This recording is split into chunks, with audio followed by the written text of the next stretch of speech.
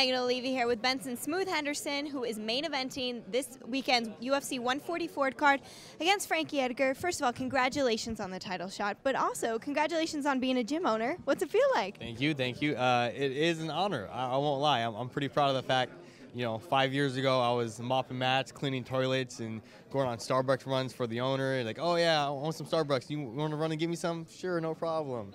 Going to wash their cars and stuff. So, a lot of hard work, a lot of getting punched in the face, a lot of getting choked out. 5 years later, part owner of the gym with myself and my coach, John Crouch, another owner, Joe Irvin. So I'm pretty happy about that. What influenced the decision to buy into the gym? It was something that we had always talked about for quite a while. Something that we know that we had wanted to do, myself and my coach, John Crouch. We put a lot of work in. We do a lot of stuff for our gym. Why not, take a next step and be the controllers of our destiny, of our gym. I'm glad we did it. It's working out pretty well so far. A year ago, could you have expected that you would own part of your gym and now be fighting Frankie Edgar for the UFC lightweight belt? I knew those things were going to happen. I could not have predicted they would have happened in a year, the time frame of it.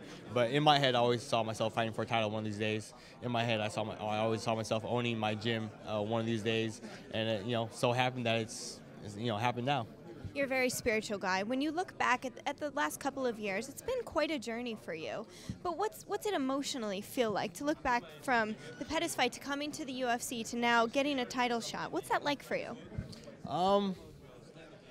A bit surreal, I guess, especially fighting for a title here in Japan. It's very, very surreal. So it's a long journey. Life's a journey. People always worried about getting to the end goal, the end result. Oh, I want to be this, and then that's all they're concerned about. I always wanted to enjoy the journey. I want to enjoy the steps getting there. Whether they're good steps or bad steps. The Pettis fight, I learned a lot from that. I was able to grow as a fighter from that. But I was able to appreciate that. I was able to appreciate it for what it was and for what it helped me to become. Now let's talk about Frankie Edgar, who you are facing on Sunday in the main event. He's got great boxing, he's in and out, very fast. Were you able to find training partners to replicate that style? Yeah, well, all my guys, all my training partners, they've done a great job, from the very beginning of imitating whoever it was, Clay Guida or Frankie, or Mark Bocek, or Anthony Pettis, or whoever. All my training partners, hats off to those guys. If not for them, I would definitely not be where I am at now. I would not, have the success I have. If not for those guys busting their butts, punching and choking me out and stuff. Now, Frankie Edgar, it does so well because he's pretty small. I mean, he barely cuts any weight at all to make lightweight. All of us in the media are wondering how you make lightweight. What do you walk around at first, and then what's the process like getting down to 155? I'm not too big, I guess. I walk around right around 75 or so. Yeah, walk around about 75, and then the process for getting to weight, making weight, just dieting, lowering your caloric intake. Cutting out the sodium last 5 days or so, cut out the sodium, and then you just run a lot to get off the last, like 7, 8, 9 pounds of water weight. How are you right now with your weight? You could always be better.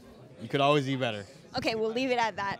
Now, when you look at this matchup, where do you see yourself having the strengths and opposite, where do you see yourself having the disadvantages? Because a lot of people are saying your strengths are your kicks, your ability to get submissions and to get out of submissions. Would you agree with that? I could kind of agree with that.